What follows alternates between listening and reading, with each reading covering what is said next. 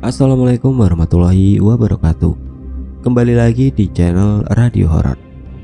Sebelum kita mulai ceritanya, saya minta dukungan dari teman-teman dengan cara klik tombol subscribe channel ini.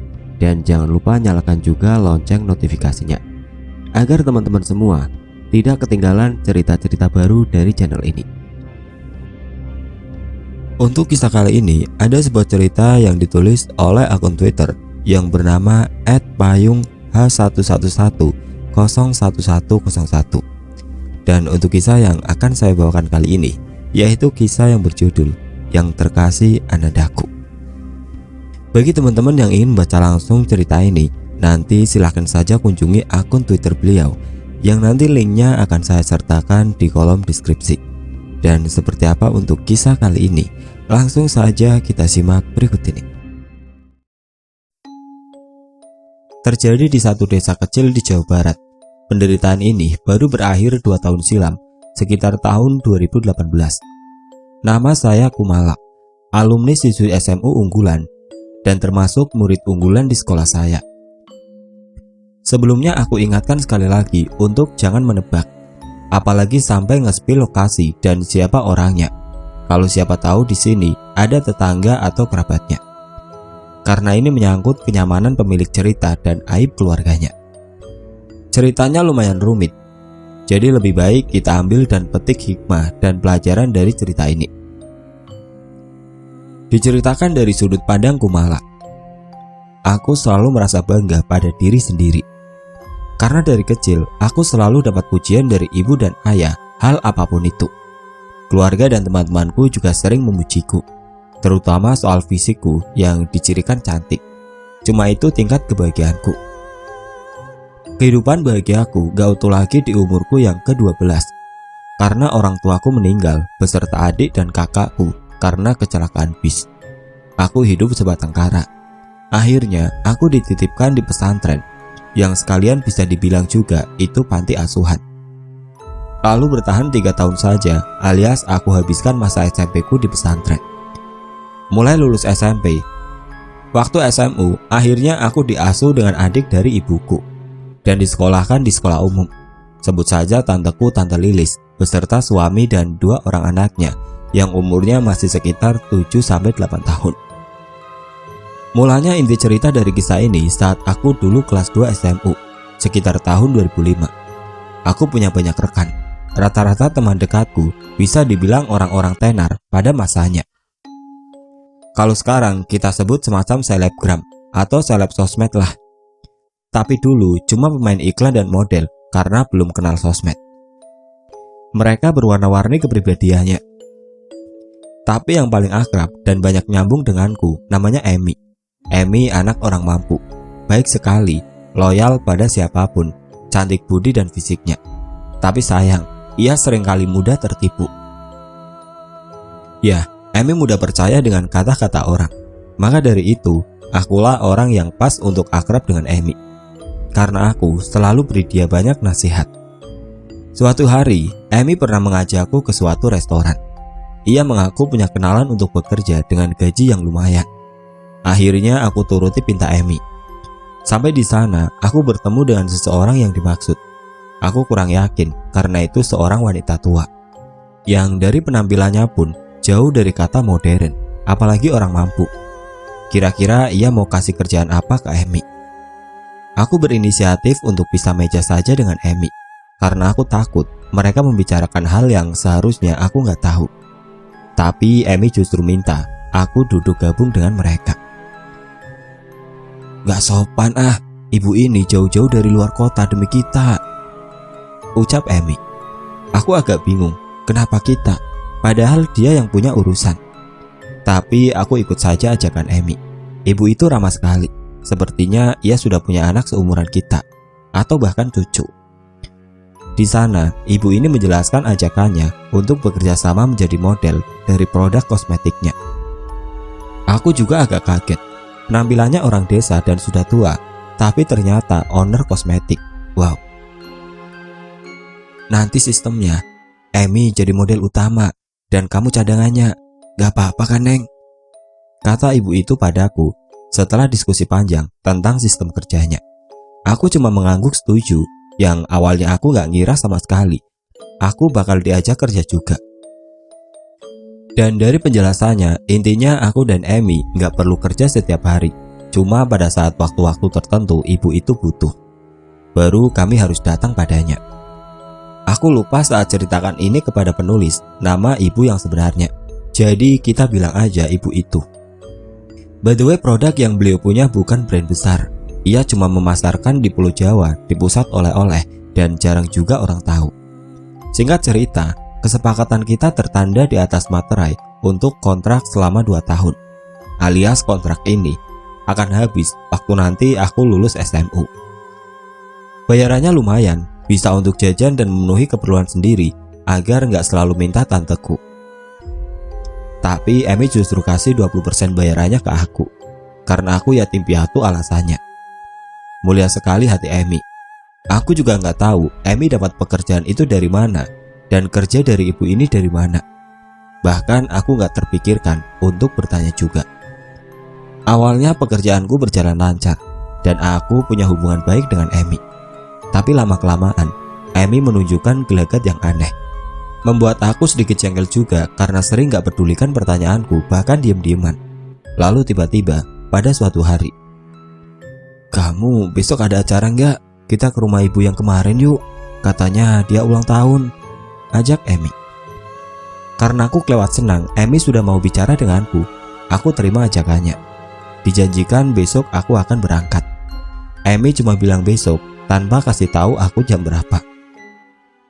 Dan juga ibu owner itu gak juga ngontak aku, dia cuma ajak lewat Amy. Besok adalah hari Kamis, yang mana aku bakal berangkat ke rumah ibu owner setelah pulang sekolah. Aku sudah siap dari siang. Aku pikir berangkatnya siang atau sore. Betul saja, Amy telepon aku jam 7 malam. Ya sudah, berhasil izin dan meyakinkan tanteku, aku diperbolehkan pergi. Tapi heran juga kenapa semalam ini. Di kereta terakhir, aku tanya pada Amy, "Kok malam banget deh Mai acaranya?" "Gak apa-apa, biar langsung ke inti acaranya," jelas Amy singkat. "Mau balik jam berapa kalau begini ceritanya?" tanya aku agak protes ke Amy. "Ya udah, nanti dijanjikan kita diantar kok sama sopirnya si ibu," kata Amy menenangkanku. Akhirnya sampailah kami di lokasi. Seperti tanpa ada pesta, sunyi sekali. Kami masuk tanpa permisi karena pintunya terbuka. Mungkin sedang ada sesi doa karena yang ulang tahun bukan anak-anak lagi. Salah dugaanku, memang betul tidak ada pesta. Cuma ada ibu yang duduk di sana dengan laki-laki yang mungkin anaknya. Makanan seadanya dengan beberapa benda aneh di atas meja. Kami cuma makan malam dan diberi evaluasi. Setelah itu ibu itu minta pada Amy untuk menginap saja, sedangkan aku disuruhnya pulang. Aneh, ya aneh, dan menjengkelkan. Karena sudah jam 11 malam, aku harus pulang sendirian diantar sopirnya. Keanehan itu terus aku pikirin, karena setelah pulang dari acara kemarin, Amy betul-betul menjauh dari aku. Di luar kebiasaannya, sampai yang paling parah, Amy jarang masuk sekolah. Alasannya sakit. Tapi kalau aku telaah, itu karena dibully dengan temanku yang lain. Karena aku pun risih dengan tingkah Amy, aku juga ngejauhin dia. Ditambah pekerjaan yang juga gak jelas, karena gak pernah minta aku untuk kesana lagi, dan gak kirim gaji sama sekali. Tahu begini, aku gak usah terlalu berharap. Amy sering kelihatan bergelagat kayak gak kenal sama aku. Amy juga sering lupa sama janjinya, gak cuma denganku, tapi teman-teman yang lainnya. Amy lebih temperamen dari biasanya, tapi kadang-kadang sikapnya kayak biasa. Bahkan dia lupa kalau pernah ngeselin. Tapi aku anggap itu sepele. Mungkin Amy sudah punya kesibukan di luar sekolah, kayak kacang lupa kulitnya. Nanti di akhir kujelaskan mengapa Amy begini. Singkat cerita, di suatu hari setelah berbulan-bulan gak tegur sapa dengan Amy, aku ingat waktu itu aku pulang sekolah. Disambut tanteku dan Amy di ruang tamu rumah tanteku dengan tatapan gak enak. Aku lihat Amy yang secara fisik aku lumayan kaget karena kurus sekali dan kulitnya kusam. Aku kaget karena Amy jarang masuk sekolah, sekalinya masuk Aku cuma lihat Emi sekilas dari jauh. Mungkin ini masalah yang serius. Aku didudukan dan dijelaskan. Emi menyuruh aku untuk gak balik lagi ke rumah owner kosmetik itu. Terlalu berbahaya, karena menyangkut masa depanku nantinya. Katanya owner itu semacam mau cari tumbal. Tapi alasan yang diberikan betul-betul gak masuk akal. Aku gak bisa percaya kata-kata Emi lagi. Lagian aku harus berpikir logis. Di sini aku udah lumayan buta dengan uang yang gak seberapa itu dibandingkan nyawa dan kesetiakawanan. Sampai aku melawan dan menyangkal nasihat Emi habis-habisan. Padahal dipikir-pikir juga, Emi lah yang baik hati ngajak aku kerja bareng. Tanteku juga sudah menasihati aku untuk jangan balik lagi, tapi aku ngeyel. Gak lama dari hari itu, ada telepon masuk lagi. Panggilan dari tempat kerjaku yang bilang kalau aku sudah jadi model satu-satunya. Emi justru yang disingkirkan.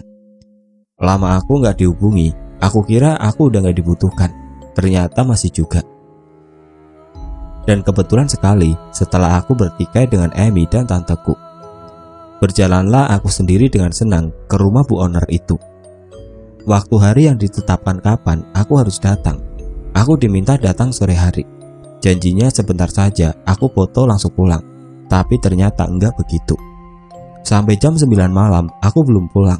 Sedangkan aku sudah sangat lelah. Mana lagi aku nggak ada persiapan untuk menginap. Malam itu waktu aku bingung mau pulang gimana, aku disapa oleh ibu owner. Dia minta aku untuk menginap saja. Tapi aku bilang tidak bisa. Aku harus sekolah besok karena ada persiapan UN atau semacam tryout.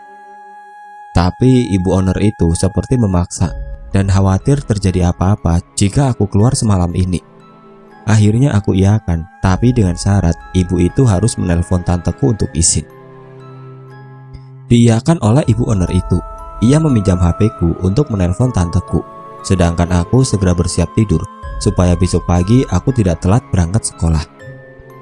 Aku disiapkan kamar besar dari modelnya seperti bukan kamar tamu, seperti kamar anggota keluarganya. Tapi aku cuek saja. Setelah meletakkan barangku, aku memandi. Di dalam kamar yang disediakan untukku ada kamar mandi, tapi aku nggak boleh pakai. Ya sudah, aku pakai yang di luar. Aneh juga sih. Selesai mandi, aku dicegat lagi untuk makan malam dulu. Padahal aku udah ngantuk banget. Tapi mau gak mau, aku makan demi menghormati. Setelah makan, aku dipersilakan tidur. Kagetnya aku waktu masuk ke dalam kamar. Karena aroma dupa menyengat, menusuk sampai buat aku pusing. Obat nyamuk apaan ini? Dalam hatiku bergumam.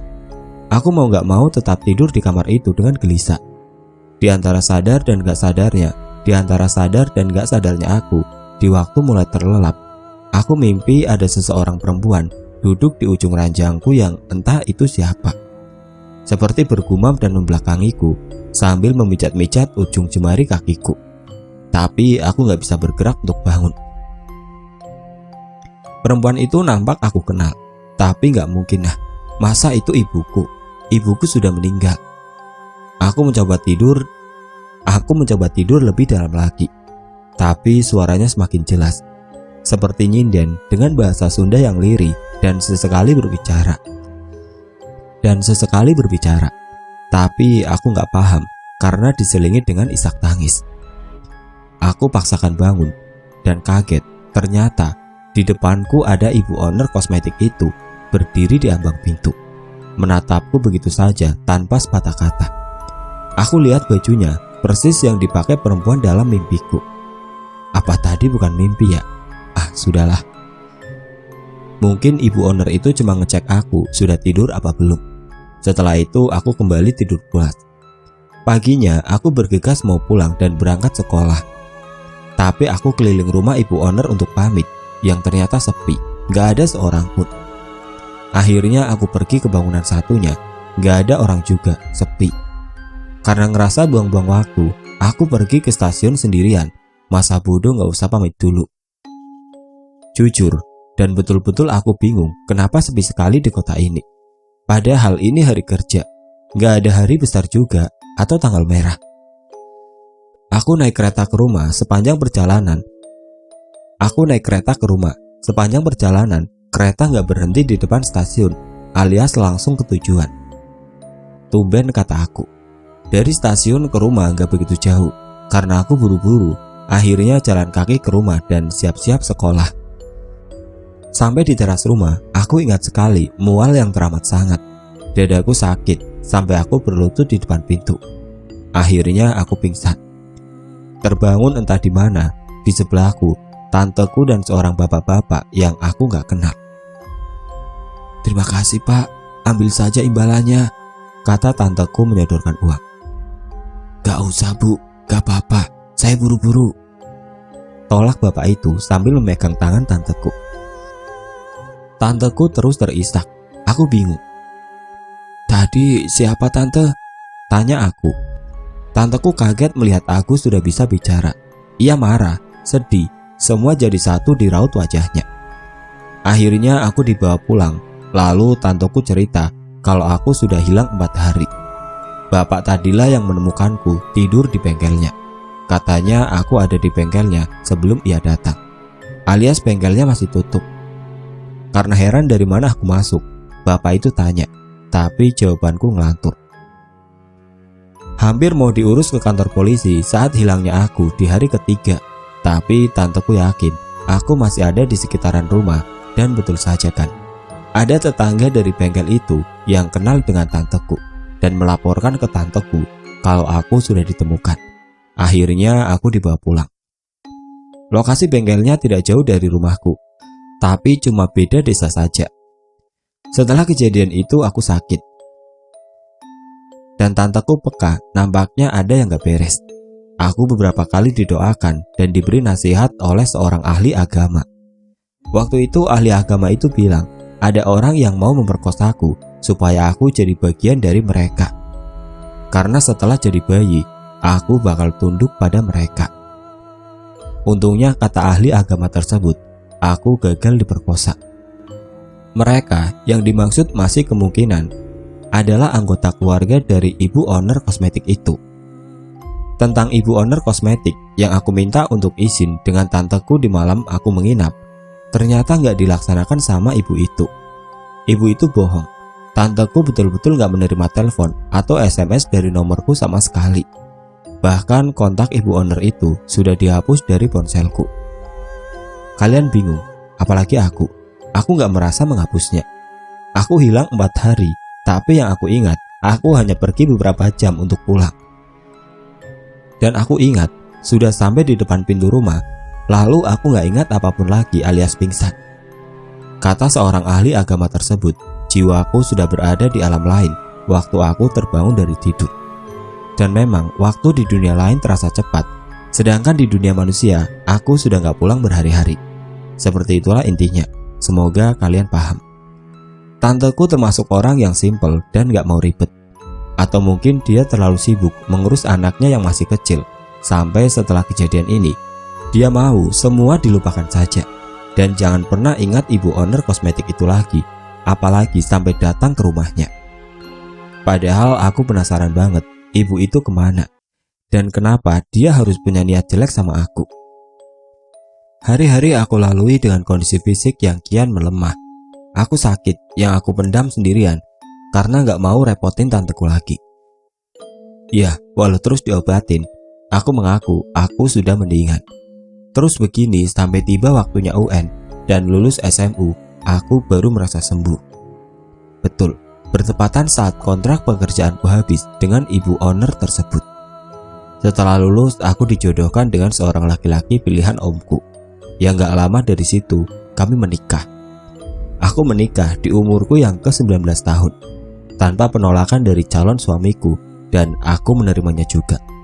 Pernikahan berjalan lancar dan bahagia hari itu. Awalnya baik-baik saja, dan sampai saatnya aku mengandung anak pertama 2 tahun setelah menikah. Sukacita betul-betul terasa di keluarga kecilku. Aku rawat dan jaga bayi ini, kontrol kebidan rutin, dan suamiku juga melarang aku berkegiatan yang berat. Pokoknya aku betul-betul ratu selama 9 bulan. Tapi ada momen yang aku pikir ini aneh. Aku sering memimpikan seorang perempuan yang aku gak kenal. gak pernah ketemu. Bahkan aku gak pernah terpikir apapun soal orang lain. Perempuan ini selalu membawa seorang anak kecil yang baru bisa jalan. Dia menitipkan anak ini karena dia sibuk berjualan di pasar. Setelah itu ia pergi meninggalkan aku. Begitu terus alur mimpiku tentang perempuan misterius ini.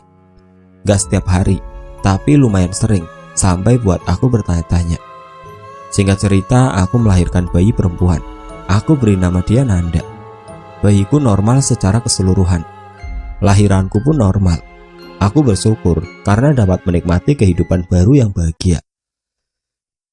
Hari-hari aku jalani, sampai suatu hari, suamiku terus-terus berterima kasih padaku, selalu memuaskan hasratnya setiap malam. Aku bingung, karena aku gak merasa melakukannya. Awalnya suamiku aku anggap bercanda, tapi semakin kesini semakin serius. Aku sering marah dan curiga sebetulnya ia berhubungan dengan siapa. Aku tanya apa yang aku kenakan pada saat itu. Ya, betul, baju yang kupakai hari itu. Aku sampai berusaha terjaga di malam hari, menunggu suamiku tidur duluan untuk lihat apa yang sebenarnya terjadi. Aku gak menemukan keanehan, seperti mungkin suamiku menyelinap keluar rumah dan lain-lain, tapi enggak. Aku cuma melihat suamiku mengigau. Ah, ya sudah, mungkin sebelumnya ia cuma mimpi. Pikirku selalu positif. Di umur bayiku yang ke-5 bulan, suamiku bersikap aneh. Gelagatnya aku ingat seperti teman lamaku Emi. Seperti menjauh dan gak mau pulang ke rumah. Seperti jijik lihat aku. Sakit hatiku melihat suamiku seperti ini. Aku selidiki dan tanya juga dengan suamiku. Tapi nampak gak ada orang ketiga di hubungan kita. Aku selalu selidiki kenapa dan apa salahku. Jenuh juga seperti ini. Akhirnya alasan terakhirnya, suamiku bilang, ia hanya mau fokus berkarir. Betul-betul gak masuk akal. Padahal beberapa bulan yang lalu, dia masih senang-senang saja. Aku digugat cerai setahun berikutnya. Semakin mantap gugatannya karena anakku Nanda. Dia didiagnosa memiliki kelainan Down syndrome, bahasa medisnya. Betul-betul terpukul dengan hidup yang sekarang. Aku gak punya dukungan dari siapapun, termasuk tante dan omku. Mertuaku justru mendukung perceraian ini karena malu juga alasannya punya cucu Down syndrome. Tapi kenyataan, mau diubah seperti apa lagi? Aku gak punya pembelaan juga. Aku harus menelan bulat pil pahit ini, mensyukuri apa yang sudah kupunya, menjadi orang tua tunggal untuk Nanda. Aku sekolahkan dia dan menganggapnya sebagai anak pada umumnya. Belum usai aku trauma dengan perceraian dan kenyataan Nanda mengidap Down syndrome. Nanda selalu marah-marah sambil bilang mau pulang. Padahal posisi kami dikontrakan sendiri. Nanda bukan di level Down syndrome yang parah. Ia masih bisa beraktivitas normal dengan fisik yang normal. Tapi bicaranya saja yang sering gak nyambung dan telat waktu dipanggil. Selain ia selalu mengamuk minta pulang, Nanda seringkali membahayakanku. Walaupun ia masih TK, tapi tenaganya begitu kuat. Seringkali aku dapati ia berusaha menusukku dengan benda tajam, jarum, pensil, pisau, dan batu runcing. Aku merasa aku gak pernah lepas pengawasan. Sekolah pun aku tungguin. Sampai mandi dan buang hajat, aku gak lepas pandangan dari Nanda. Dari mana Nanda belajar kata-kata kasar dan mengerti benda tajam untuk menyakiti seseorang. Berkali-kali juga guru TK-nya kewalahan menghadapi Nanda, selalu berusaha mencelakai teman sekelasnya. Sampai aku didudukan dengan ibu dari salah satu temannya karena sudah sangat muak dengan perlakuan Nanda yang semakin hari semakin menjadi. Gak ada kata lain selain minta maaf, tapi akhirnya aku berujung diminta untuk mengurus Nanda di rumah. Ya, Nanda dikeluarkan dari sekolahnya. Aku selalu sabar, dan tanpa sadar, aku begitu kuat menghadapi cobaan ini tanpa menangis. Sampai akhirnya aku menangis sejadi-jadinya saat aku ajak Nanda bicara. Nanda, ibu capek Nanda nakal terus. Nanda harus baik sama ibu, kataku memohon pada Nanda. Malam itu di rumah kontrakanku yang isinya cuma aku dan Nanda. Ku malah bukan ibu Nanda. Dengar ya, gak usah banyak suruh. Saya mau pulang. bentak Nanda. Kagetnya aku, bukan cuma pengakuannya aku bukan ibunya, tapi kagetnya aku, jawabannya bisa nyambung. Bertubi-tubi pukulan hidup malam itu. Setelah sekian lama merasa diri ini kuat, akhirnya air mata ini tidak terbendung lagi. Semenjak kejadian malam itu, Nanda selalu bilang aku bukan ibunya, tapi aku selalu berusaha membesarkan Nanda sepenuh hati. Sampai di titik sabarku habis, aku berniat memasukkan Nanda ke rumah sakit jiwa karena tingkahnya yang kelihatan semakin gak wajar dan banyak juga saran dari orang lain untuk periksakan kejiwaannya. Gelagatnya bukan lagi seperti anak Down syndrome. Aku minta juga Nanda untuk diurus di RSJ karena aku harus bekerja untuk menyambung hidup. Segala pemeriksaan dan pengumpulan data akhirnya disetujui oleh pihak rumah sakit. Oh ya, jadi selama ini aku cuma berobatkan Nanda ke puskesmas di desaku dan dirujuk ke rumah sakit kecil. Aku juga minim pengetahuan tentang Down syndrome dan gangguan jiwa. Aku beberapa kali bingung dari masukan orang dan bahkan dokter yang selalu berbeda-beda diagnosanya. Aku selalu terima-terima saja masukan dari siapapun. Padahal setauku, Down syndrome dan kelainan jiwa adalah hal yang beda. Tapi setelah ke RSJ, justru diketahui juga anakku mengidap gangguan jiwa. Yang dokter juga bilang kalau ternyata dari faktor genetik atau keturunan. Sesekali aku menyempatkan diri menengok Nanda di rumah sakit jiwa. Nanda punya satu suster yang menanganinya, sebut saja namanya Bu Riri. Suatu ketika, Bu Riri ini bilang padaku, "Bu, kayaknya Nanda ini anak yang spesial," kata Bu Riri yang awalnya aku anggap masa bodoh karena banyak yang bilang begitu. "Dulu ibu pernah mengabdi sama siapa, Bu? Maaf saya tanya begini, karena Nanda sebetulnya titipan dari salah satu orang yang kemungkinan ibu tahu orang yang nitipnya. Saya bisa bantu?" Tanya Bu Riri lagi. Kesannya serius dan khawatir. Tapi aku tetap tersinggung. "Namanya anak ya pasti titipan, Bu, titipan Tuhan," kataku sambil agak mencibir. Bu Riri terdiam, mungkin gak enak, tapi tangannya memegang bahuku. "Titipan seorang ibu," katanya lagi. "Suami saya?"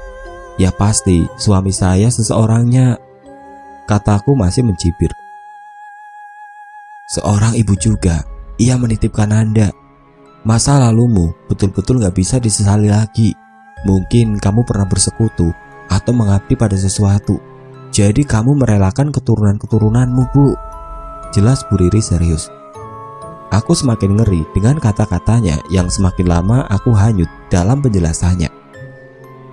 Banyak juga kenyataan-kenyataan yang ditunjukkan Nanda kalau aku seperti bukan ibunya. Dan Nanda betul-betul gak mirip dengan aku juga suamiku. Tapi keyakinanku tetap gak goyah kalau Nanda tetap akan aku rawat bagaimanapun keadaannya. Aku jalani semuanya dengan ikhlas, walaupun Bu Riri selalu menyarankanku untuk mengobati Nanda ke orang pintar saja sebelum umurnya yang ke-8 tahun. Tapi aku tetap menolak. Kujalani hidupku sampai di tahun 2017. Sampai rumah sakit selalu kewalahan menghadapi Nanda. Kujalani hidupku sampai di tahun 2017. Sampai rumah sakit selalu kewalahan menghadapi Nanda. Kondisinya semakin gak karuan. Selalu menyakiti dirinya sendiri karena gak ada seseorang yang bisa ia sakiti atau melampiaskan emosinya. Setahun berjalan dengan kondisi Nanda yang semakin kurus dan memprihatinkan, ia akhirnya melemah dan sakit. Baru aku sadari dan baru aku percaya kalau penyakit yang Nanda alami bukanlah penyakit medis. Sampai ada kerancuan antara Down syndrome atau kelainan jiwa. Banyak orang yang sudah berusaha menyadarkanku, tetapi aku gak percaya sama sekali. Dan soal mimpiku saat mengandung Nanda, sepertinya memang ada kaitannya dengan perempuan yang selalu menitipkan anaknya ke aku untuk pergi ke pasar. Di tahun 2018 akhir, Nanda menghembuskan nafas terakhirnya di umurnya yang ke-8 tahun. Terpukul, tapi juga merasa usai penderitaanku karena selain sulitnya mengurus Nanda, aku harus menanggung malu sebagai seorang janda yang mempunyai anak Down syndrome dan gangguan jiwa. Tanpa aku cari jawaban sebenarnya apa yang menimpaku, Aku cuma berserah diri pada Tuhan. Memang ini takdir hidupku. Tahun berlalu, tepatnya di tempat kerjaku yang baru. Aku beranikan cerita masa laluku yang gelap. Di sana ada satu temanku yang menceritakan satu film yang sempat booming pada masanya di tahun 1980-an. Tapi aku nggak tahu film itu karena aku benar-benar kudet. Betul, persis dengan apa yang aku alami. Keluarga yang ada di film itu betul-betul hampir kehilangan anaknya di umur yang ditentukan. Percaya nggak percaya, tapi ini aku simpulkan dari diri sendiri. Mulai dari prosesinya dan urutan kejadiannya. Persis seperti ibu owner kosmetik yang dulu pernah memperkerjakan aku.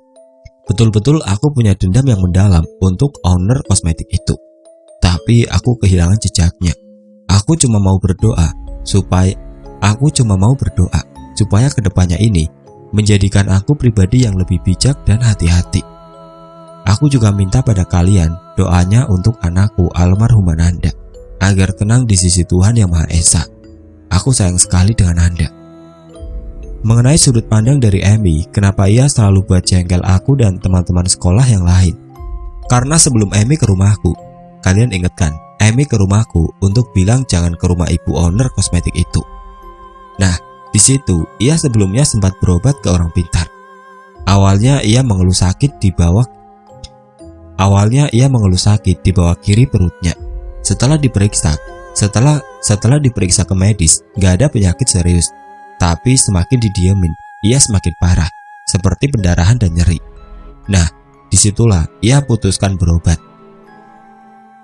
Dan di situ ketahuan kalau ia sudah dihamili sesuatu yang gak bisa dijelasin dia apa. Tapi rupa fisiknya seperti genderuwo. Hal lainnya, setengah jiwa Amy sudah dikendalikan dedemit yang sengaja dipasang oleh owner kosmetik itu ke fisik Amy. Maka dari itu, Amy suka lupa kalau ia sering membuat teman-teman jengkel. Bahkan ia sendiri sering lupa punya teman. Makanya ia gak pernah lagi tegur sapa dengan temannya, termasuk dengan aku. Soal izin sakit di sekolah, ia betulan sakit seperti yang tadi aku jelaskan. Tapi soal dibully karena temanku jengkel, Amy gak tahu sama sekali. Ya karena itu, Amy betul-betul gak sadar sama apa yang dilakuin. Kandungan Amy dari demit yang menghamili ia enggak membesar, tapi katanya tetap ada jabang bayinya. Tetap melahirkan, tapi enggak seperti melahirkan pada umumnya. Setelah lulus pun, aku hilang kontak dengan Amy. Dan betul-betul enggak terpikir sama sekali gimana kabarnya, karena masalah hidupku ini betul-betul mencakup hampir seluruh pikiranku. Aku enggak sempat lagi buat bertanya-tanya kabar di sekitar aku.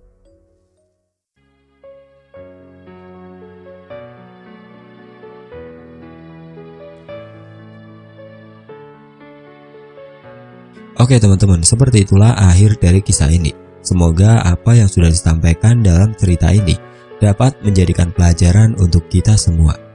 Dan bagi teman-teman yang baru bergabung, jangan lupa untuk like, komen, share, serta subscribe channel ini. Dan nantikan kisah-kisah horor berikutnya tetap di channel Radio Horor. Wassalamualaikum warahmatullahi wabarakatuh.